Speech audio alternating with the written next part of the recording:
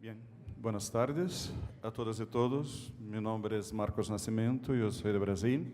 Soy investigador y docente de la Fundación Oswaldo Cruz, Fiocruz, que es una organización de salud pública. Y me toca el honor de moderar ese panel, ahora nuestra mesa número 4. Masculinidades, hegemonía y poder, interseccionalidades y dinámicas históricas. Contamos com a presença de 3 ilustres panelistas: Maurício Menjivar, de Costa Rica, que é doutor em História por la Universidade de Costa Rica e atualmente é subdiretor, docente e investigador da Escola de Estudos Generales, assim como docente e membro do Conselho Acadêmico do Posgrado em Estudos de la Mujer de la Universidade de Costa Rica. Contamos também com a presença de Pilar Sánchez, de Colômbia. Pilar é economista desde a Universidade de los Andes e atualmente é candidata doutoral no curso de Antropologia Cultural da Universidade de Nova York. E, ao fim, contamos com Sebastián Madrí, que é doutor em Sociologia por la Universidade de Sydney, de Austrália, sociólogo da Pontifícia Universidade Católica de Chile e atualmente se desempenha como investigador do Programa de Nações Unidas para o Desenvolvimento, PNUD, e como professor junto do Instituto de Sociologia da Pontifícia Universidade Católica de Chile. Assim que cada de nós palestrantes vão ter aí como 20 minutos e depois teremos tempo de conversações, debates. Então, invito a Maurício a iniciar.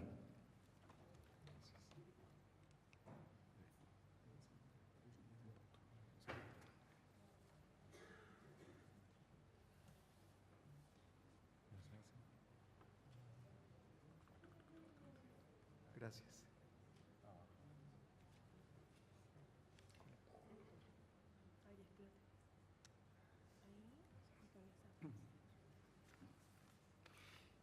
Muy buenos días. Quisiera comenzar expresando mi más profundo agradecimiento a la gente que impulsa la Fundación y a Marcos por su moderación, que va a ser relajada, afortunadamente. El presente trabajo, título así, constituye un avance de una investigación guiada por el concepto que he denominado como masculinidades neocoloniales. Con él procuro explicar un tipo específico de práctica social, el de los mestizos costarricenses, específicamente en su contacto con los pueblos indígenas de Talamanca, que son bribris, cabécares, teribes, que están en el Caribe sur de Costa Rica. Aquí se puede observar en este mapa. Y el periodo de mi interés va del último cuarto del siglo XIX a la segunda década del siglo XX. En esta presentación, en primer término, me refiero a los sujetos sobre los que me enfoco. En segundo lugar, planteo las líneas generales del concepto de masculinidad neocolonial que orienta teóricamente mi indagación. Y en tercer lugar, señalo los aspectos metodológicos que dan sustento a la investigación. Finalmente, ilustro la manera en que la interseccionalidad se expresa entre los funcionarios públicos mestizos designados como tales por el Estado en el territorio de Talamanca en el periodo de mi interés. Estas son las fotos que han sido tomadas sobre estos pueblos. La primera parte se llamaría Hombres en contacto con los pueblos indígenas. El conjunto de funcionarios públicos de mi interés en este trabajo es relativamente homogéneo. Hombres destacados en Talamanca de manera permanente o por periodos más o menos largos en esta región, gobernadores, jefes políticos en lo local y funcionarios que fueron enviados en misiones especiales. Puede decirse que existen varios denominadores comunes de al menos buena parte de los agentes que estudio. Fue la reproducción y continua construcción de una mirada racializada, la creación de jerarquías masculinas que implicaban la inferiorización de las y los indígenas, además de la concreción del proyecto de Estado-Nación de la burguesía cafetalera. Estos procesos se desarrollaron en el contacto con los pueblos indígenas. En el contacto surgen lo que Esteban Crotz denomina como preguntas antropológicas, si esto significa que se cuestionan acerca del ser humano y que depende de los encuentros concretos de los que nace y de los contextos históricos culturales siempre únicos. Debo aclarar que mi mirada se centra en las prácticas masculinas neocoloniales y no en las de quienes experimentan esta práctica colonial. La idea central es que las masculinidades neocoloniales están orientadas por la intersección de la raza como tecnología de dominio y como imaginario, con los contenidos simbólicos de género, específicamente de masculinidades, que construyen jerarquías intragenéricas y que procuran orientar a los hombres indígenas según modelos para la masculinidad, es decir, encaminados hacia un deber ser. Y, finalmente, la posición de clase media de los agentes que llevan a sus fracciones a jugar un rol central en la política hegemónica de la clase dominante, principalmente la burguesía cafetalera, como les he mencionado, pero también a perseguir sus propios intereses. Tal y como han elaborado diferentes generaciones de feministas de color, la experiencia interseccional, de la cual nos habló Mara también hoy antes, es mayor que la suma de la raza, la etnicidad y el género, que se construyen en categorías inseparables. Es un principio de organización de identidades y del sistema social. Desde mi perspectiva, la idea de interseccionalidad resulta sugerente para entender no solo a los subordinados, como ha sido usual, sino también a quienes ejercen el dominio colonial. Ahora bien, esta práctica interseccional de los agentes se inserta en la lógica de la estructura social que cruza las consideraciones de raza, clase y género. Para explicar estas estructuras es fructífero recurrir a los aportes de Walter Miñolo sobre la intersección de los dominios de la experiencia humana y a los de Connell cuando acuña la categoría de estructuras de género. El resultado de esta imbricación conceptual se sintetiza en este cuadro, que no expresa la interseccionalidad, sino que solo identifica aquellos elementos que formarían parte de este concepto de masculinidad neocolonial, y que se sintetiza en 4 estructuras de relaciones sociales que contribuyen a comprender las condicionantes de la práctica social que he denominado masculinidad neocolonial y que dan, y de manera gruesa, presento aquí, que serían las relaciones capitalistas de producción, las relaciones de poder, la catexis, que se refiere en el sentido de Connell al deseo sexual, a la distribución equitativa o no del placer, de lo consensual en la sexualidad, pero también a su coerción. Y por último, a lo subjetivo personal y lo epistémico, más en la nota de los estudios decoloniales. Punto de partida metodológico. Ahora bien, el reto empírico de esta propuesta radica en entender la manera en que estas estructuras de relaciones sociales condicionan las prácticas masculinas neocoloniales de los sujetos en clave interseccional. A muy grandes rasgos diré que una decisión metodológica ha sido partir del análisis de las prácticas y discursos de hombres particulares, valiosos no por su mera individualidad, sino por su inserción en estructuras de relaciones sociales. Para tales efectos propongo el uso del análisis sociológico de los discursos y de la técnica más utilizada en historia, que es el de la prosopografía, sobre lo cual no abundaré. Así pues, a partir de ahora quisiera presentar algunos datos considerando las categorías que he mencionado. Primero quisiera hablar sobre las relaciones de producción y de poder como fundamentos de la clase media. En este sentido, resulta crucial comenzar definiendo lo que entenderé por clase media, posición en la que a mi criterio se ubica la práctica de casi la totalidad de estos funcionarios, si no es la de todos, en el marco del proyecto burgués. Aquí me referiré únicamente a 2 argumentos. El primero es que la clase media se podría definir siguiendo la propuesta de Lila Fernández y Pater Heller a partir de la noción de clase en la práctica, mediante cuyo accionar se reproduce a sí misma y a su posición privilegiada. Un segundo argumento es que la clase media tiene un papel crítico en la gerencia del bloque gobernante, como ya mencioné, pero también son actores que velan por sus propios intereses. Así pues, el primer problema radica en entender la inserción de estos funcionarios en una cuestión hasta ahora no estudiada en Costa Rica al menos, y tiene que ver con el argumento que sostiene que la clase media vela por sus propios intereses. Sobre la gestión de los propios intereses se puede encontrar evidencia en la actividad inmobiliaria de 17 funcionarios públicos que he rastreado hasta este momento en los archivos de Costa Rica. 2 de estos sujetos fueron gobernadores de Limón, que es una provincia, en ese momento se llamaba comarca, y el resto son jefes políticos ubicados en lo local, principalmente en el territorio indígena y afro-caribeño también después, de Talamanca. Y el periodo en el que el grupo ejerció su cargo va de 1870 a 1900, y a grandes rasgos este periodo es en el que desarrollan su actividad inmobiliaria y comercial que he podido detectar entre 1880 y 1907. Siguiendo estos criterios es posible realizar 3 agrupaciones dependiendo de la cantidad de transacciones realizadas. En el gráfico vemos que a partir de las fuentes de archivo es posible perfilar al menos una parte de la actividad económica de los funcionarios de mi interés. El primer grupo, que llamaré clase media de movilización alta de recursos, suma 87 transacciones como un todo. El segundo, que denominaré clase media de movilización media de recursos, suma 41. Y finalmente, la de movilización baja, apenas 9. Ahora bien, el mayor peso de las transacciones del primer grupo está puesto en la actividad inmobiliaria de compra y venta, fundamentalmente. Por otra parte, el mayor peso de las transacciones del segundo grupo está dirigido a la gestión de denuncios de tierra y recepción de donaciones de lotes y terrenos ante el Estado, un total de 29.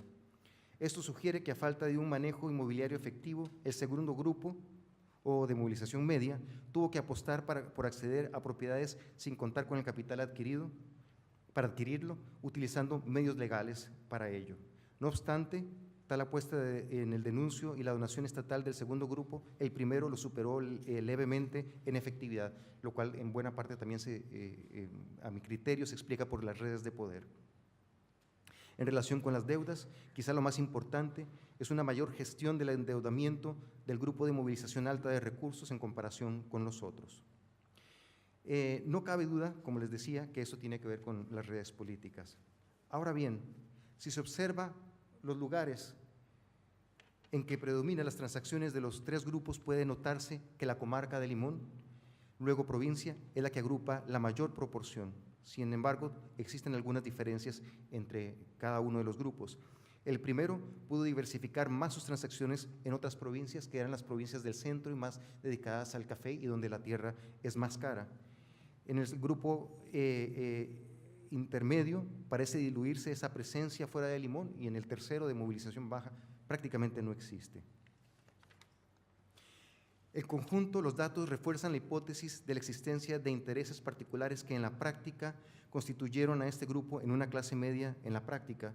De igual manera, es posible señalar que se trata de un sector muy heterogéneo en la capacidad de gestión de los recursos.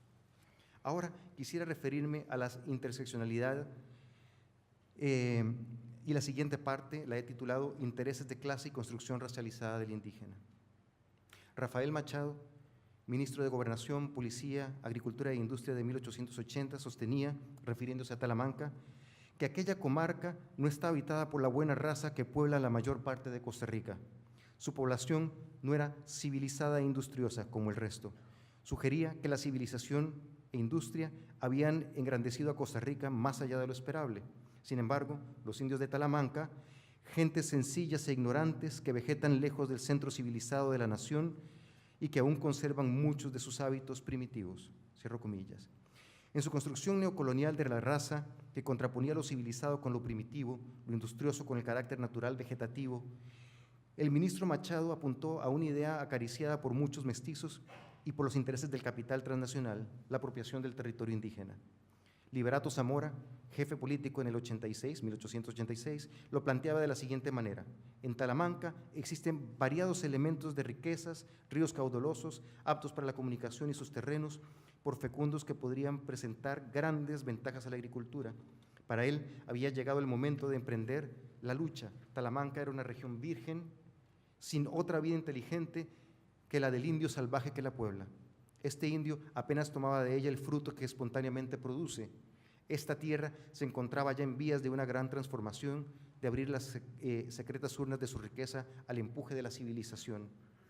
Estas concepciones sugieren la legitimidad que el poder mestizo neocolonial tenía para ocupar las tierras por ser vírgenes y por la falta de industriosidad de los indígenas, quienes no la aprovechaban. Así, el discurso sobre la raza fue de la mano con los intereses económicos y el poder institucional de los mestizos. pero no hay duda de que también se encuentra condicionado por la estructura que, retomando los estudios decoloniales, se puede denominar como subjetivo personal y epistémica, aquella que apela al control de los mecanismos institucionalizados de producción de significados sociales de diferenciación vinculados a la idea de raza. Al siguiente apartado lo titulo Raza y masculinidad, jerarquías y estructuras que se entrecruzan. En una foto tomada en Talamanca, probablemente en la década de 1890, un indígena yace en el suelo con el pie derecho metido en el cepo. Su cara refleja gran sufrimiento y un profundo dolor. El pelo está desmadejado y uno podría presumir que ha sido golpeado, torturado. Atrás de él vemos a un mestizo erguido con un sombrero que proyecta una pronunciada sombra. Más atrás el caballo, sin duda del mestizo, que nos recuerda su papel en el proceso de conquista.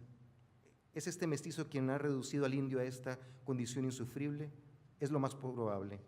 De cualquier forma, la foto expresa de manera condensada y brutal la condición colonial del indio, valga decir, su subordinación, que va de la mano de la superioridad en la tecnología de dominio de la sociedad mestiza. Además de la jerarquía racial, la foto también refleja otro tipo de jerarquía que se entrecruza con aquella, la de género. Son dos hombres con diferentes lugares en una relación de poder que, como ya he señalado, tiene bases económicas e institucionales. Brendan Hokowitu, en su estudio sobre la constitución colonial del discurso sobre los hombres maoríes de Nueva Zelanda durante el siglo XIX, ha analizado la manera en que los discursos científicos y de ficción se combinaron para producir la noción de raza maorí como otredad. Este discurso partió de la autopercepción de los colonizadores como superiores y normales y en consecuencia ubicaron a los maoríes y su cultura como inferiores y anormales. Aunque el caso costarricense tiene sus particularidades, la idea de Hokowitu bien puede servir de guía. Las concepciones de los hombres mestizos ubicaron a los bribris como una raza primitiva y poco industriosa. Durante el siglo XIX, en Costa Rica los liberales procuraron disciplinar la fuerza de trabajo necesaria para la explotación capitalista. Las leyes de vagancia son un claro ejemplo de ello.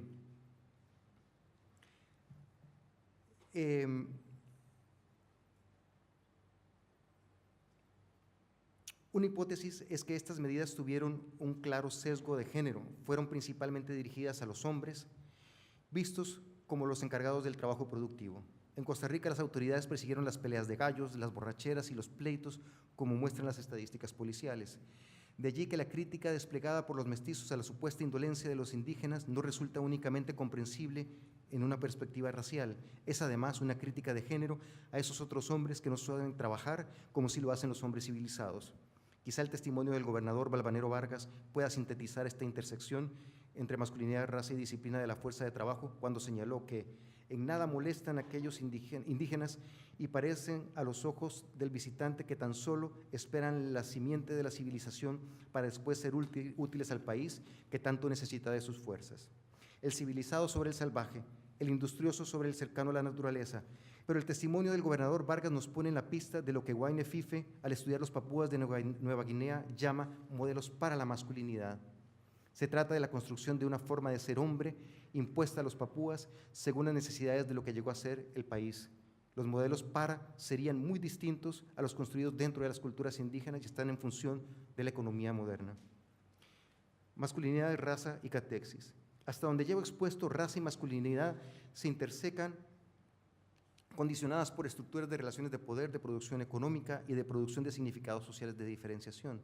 No obstante, en la producción de la masculinidad de ciertos funcionarios públicos, la catexis posee un papel crucial. La catexis, he señalado, se refiere a si el placer es equitativo o hay coerción.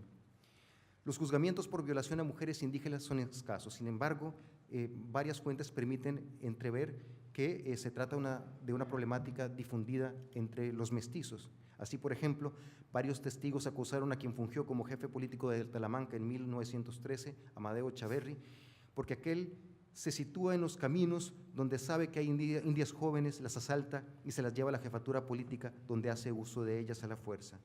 En otros casos es posible constatar la impunidad de los perpetradores, que es claro en juicios por violación.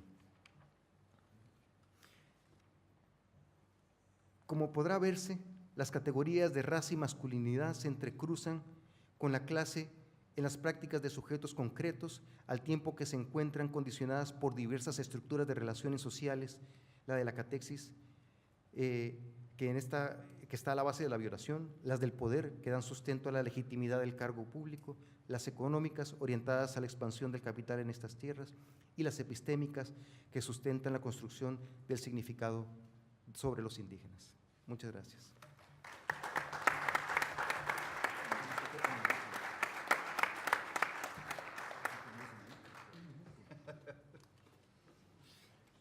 A seguir, invitamos a Pilar. Perfecto, listo.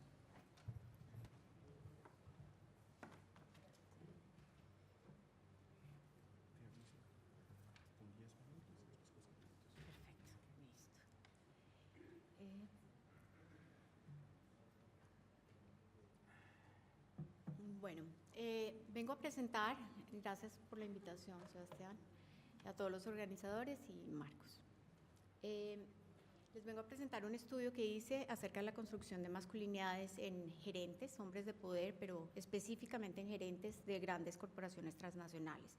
La hice en Colombia y Ecuador, y con este título lo que quiero como enfatizar es precisamente la diferencia entre ser buen gerente y ser bueno como gerente. Parafraseo aquí a Herzfeld en su obra de Poéticas de la Masculinidad, en donde en donde él habla de la diferencia entre ser un buen hombre y ser bueno como hombre. Y básicamente a lo que se refiere es